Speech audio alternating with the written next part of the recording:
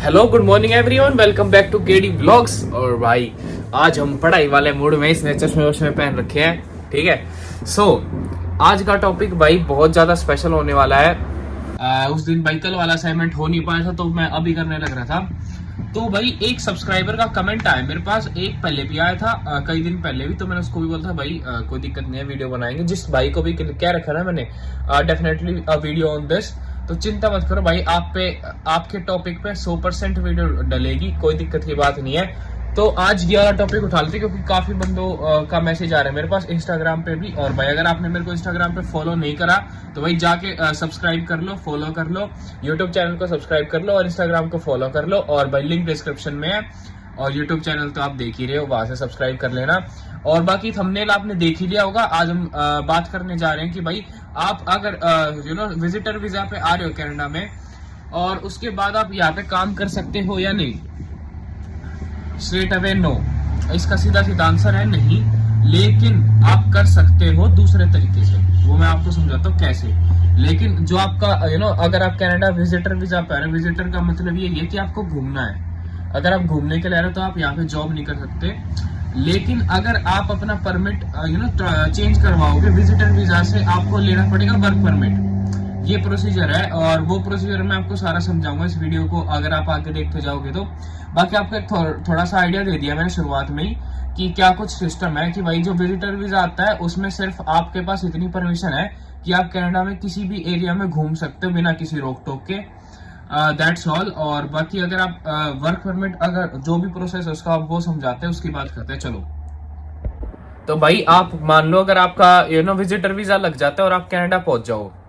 Canada आने के बाद आप का अगर कोई नॉन है तो आप नॉन के घर पे रहोगे, अननोन है तो मतलब जैसे भी आप आ गए, ठीक, जहां पे भी रह रहे हो, आपको क्या करना है, सबसे पहले एक लॉयर को हायर करना है। लॉयर आपको बताया कि भाई क्या कुछ सिस्टम है, सारा का सारा कितने पैसे लगेंगे। और बाकी मैं आपको आइडिया दे देता हूँ। ऑन एन एवरेज आपके एस्टिमेट मान लो आप 20-22 लाख रुपए लगने हैं, उतने ही जितना आप स्टडी वीजा पे दे के आ रहे हो, राइट। अगर कोई बच्चा स्टूडेंट के उस पे आ रहा है स्टूडेंट वीजा पे, तो वो भी भाई अपनी कॉलेज की फीस वगैरह इतनी भरता है। मेरी एक साल की अराउंड $33,342 कुछ है।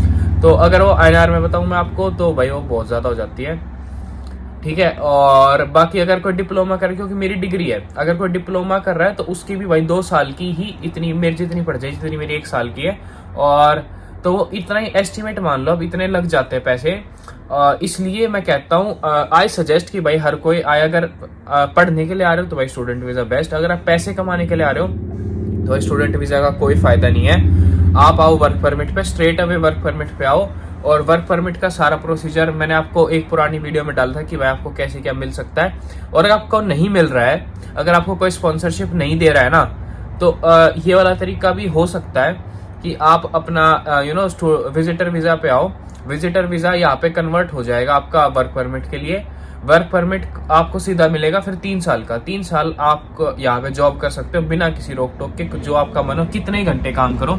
स्टूडेंट वीजा में बस एक यही प्रॉब्लम है कि आप 20 घंटे से ऊपर काम नहीं कर सकते। अगर करोगे तो वो आपकी ही सिरदर्दी होगी, आपके अंदर ही प्रॉब्लम आएगी। वो प्रॉब्लम क्या आएगी अब ये समझते हैं भाई। दिक्कत ये आएगी कि आपको अभी तक तो कोई दिक्कत नहीं आएगी, लाइक आपका जितना वर्क क्या बोलते हैं उसको, जितना आपका स्टूडेंट परमिट की वैलिडिटी है ना, उतने दिन तक आप काम करोगे, नो डाउट। जितने घंटे करोगे आप कर सकते हो। लेकिन जब आप वर्क परमिट के लिए अप्लाई करोगे ना, तो आपका वर्क परमिट कंसीडर नहीं करेंगे, वो बनाएंगे नहीं। वो ऑब्जेक्शन उठेगा कि आपने भाई 20 घंटे से ज्यादा काम क्यों किया है, और इस दिन आपकी सारी डिटेल्स लेंगे। और इसलिए सिन नंबर होता है क्योंकि वो आपके अकाउंट से कनेक्ट हो जाता है आपके नाम पे। तो उसमें आपके सारी डिटेल्स आ जाती है कि आपने कब कब किस दिन किस कंपनी के लिए काम किया था, कितने घंटे काम किया है, सारी चीज आ जाएगी। और ये चीजें भाई बहुत ज्यादा ध्यान रखनी पड़ती है। अगर किसी भाई को PR भी लेनी है तो उसमें भी ये सारी चीज कंसीडर होती है, सारी चीज देखी जाती है। तो आपकी PR में भी प्रॉब्लम आएगी और आपके वर्क परमिट में भी आएगी। इस एक तरीके से मान लो आप यहाँ के पढ़ाई करके और आप सीधा चले ही जाओगे, आपको वर्क परमिट नहीं मिलेगा। तो फायदा क्या है भाई, अगर आप इतने पैसे लगा के आ रहे हो तो, और आप उल्टे कमा ही नहीं रहे हो, तो मैं कहता हूँ वो तो फिर बेफालतू का पागलपन है। अगर आपका थोड़ा बजट टाइट है तो आप भाई डिप्लोमा करने आओ, अगर पढ़ने आना है तो। और बढ़िया बजट है तो भाई अपना बैचलर्स करो। और अगर आपको पैसे ही पैसे कमाने हैं तो भाई स्ट्रेट अवे बताऊंगा कि स्पॉन्सरशिप लो और वर्क परमिट के लिए अप्लाई कर दो, नहीं हो रहा है तो ट्राई फॉर विजिटर वीजा। हालांकि अब भाई कनाडा में अब आपको भी पता चल गया होगा बहुत ज़्यादा बहुत ज़्यादा बैकलॉग है। अब इनके पास इतनी ज़्यादा फाइलें हैं, सबका बहुत ज़्यादा मुश्किल भाई, हर कोई चाह रहा है आना आना आना, बट बहुत टफ सिस्टम है। बट भाई हो जाएगा, भगवान में हर कोई विश्वास रखता है, हम भी रखते हैं। तो भाई बस अब वही है जो है, तो भाई किस्मत वाली बात है, अगर लग जाता है तो वेल एंड गुड। ये तो अपना ना हमेशा सेकंड ऑप्शन रखो, वो बहुत ज़्यादा ज़रूरी है ज़िंदगी में। अगर वो नहीं होगा तो भाई हमेशा ही आदमी ना फंसा ही रहता है फिर, तो वो भी ज़्यादा ज़रूरी है। अब और आगे बात करते हैं। भाई साहब दिखा दे, चल तू दिखाई दे, फोन ही दिखा दे। नहीं, I am good, thank you. अरे दिखा दे। अरे नहीं भाई को यहाँ पे दुख हो रहा है यार। दिखा दो यार, दिखा दो। अरे थोड़ा दिखा के आप लोगों को, रुक जाए और मैं वीडियो को बंद करके चेक करता हूँ अगर कुछ दिखाया नहीं। भाई ने कर दिया टिंडर डाउनलोड, ठीक है। और कर रहा है स्वाइप, और भाई दुख भी मना रहा है साथ के साथ। पता है क्या दुख है? ठीक है, क्या ठीक है? सह लेंगे, थोड़ा सह लेंगे। भाई कह रहा है यार लड़कियां तो है ही नहीं, मतलब कि इंडियन लड़कियां नहीं है, फॉरेनर्स मिल रही है ना। तो भाई तू फॉरेन में आए तो फॉरेन लड़कियों को वो करना डेट। धीरे धीरे बदलेगा ना मूड, ऐसे एक साथ थोड़ी बदलेगा। भाई साहब पर क्या जरूरत है भाई, मेरे पास तो नहीं है टिंडर। आप बचपन से अगर दाल रोटी खाते आ रहे हैं तो अचानक से पिज्जा तो आपको अच्छा नहीं लगेगा ना। अच्छा अब ये भी भाई दाल रोटी पिज्जा का इससे क्या रिलेशन है यार? पिज्जा एक दिन खा सकते हो, 2 दिन खा सकते हो, रोज नहीं खा सकते ना। रोज आपको दाल रोटी ही चाहिए। ये भी भाई फैक्चुअल बात है कि पिज्जा एक दिन खाया जा सकता है, रोज दाल रोटी ही चाहिएगी। ठीक है चलो भाई, अपना डिस्ट्रैक्ट नहीं होना चाहिए, ठीक है भाई। यहाँ पे भाई हर कोई, मैं आपको बताऊं, सोशलाइज होना चाहता है, और अगर आप नहीं होगे सोशलाइज तो भाई आप एक साइड ना आइसोलेट हो जाओगे। और ये कनाडा की सच्चाई है, अगर आपको पता। इस पे मैं असल में ना एक दूसरा व्लॉग बनाना चाहता हूँ क्योंकि ये बहुत ज़्यादा बड़ा टॉपिक है। तो स्टे कनेक्टेड, और भाई चैनल को ज़रूर सब्सक्राइब रखो, सब्सक्राइब कर दो अगर नहीं करा है तो। और ये वाला टॉपिक मैं आपको अलग से बताऊंगा क्या सिस्टम है। तो अपने भाई डिस्ट्रैक्ट नहीं होते हैं, काम पे ध्यान देते हैं। तो भाई मैं बात कर रहा था कि वर्क परमिट वाली की। हाँ भाई ये वाला तरीका सबसे बेस्ट है अगर वर्क परमिट, क्योंकि भाई बहुत मुश्किल है, अगर आपकी कोई जानकारी है तो ही बात बनती है। पहली इंडियन। हाँ भाई यार इतना सोशलाइज ना कर भाई, समझा। नहीं कर रहे भाई, नहीं कर रहे सोशलाइज। तो भाई वर्क परमिट इतना आसान नहीं है, तो आप क्या कर सकते हो, विजिटर वीजा के लिए अप्लाई कर सकते हो। हालांकि वो भी आसान नहीं है पर कर सकते हो। और नहीं तो भाई बहुत टाइप के वीजा आते हैं, स्पाउस वीजा आते हैं, और भाई आप किसी के रेफरेंस से भी आ सकते हो, किसी का इनविटेशन लेटर उससे भी आ सकते हो। बहुत सारे तरीके हैं कनाडा आने के।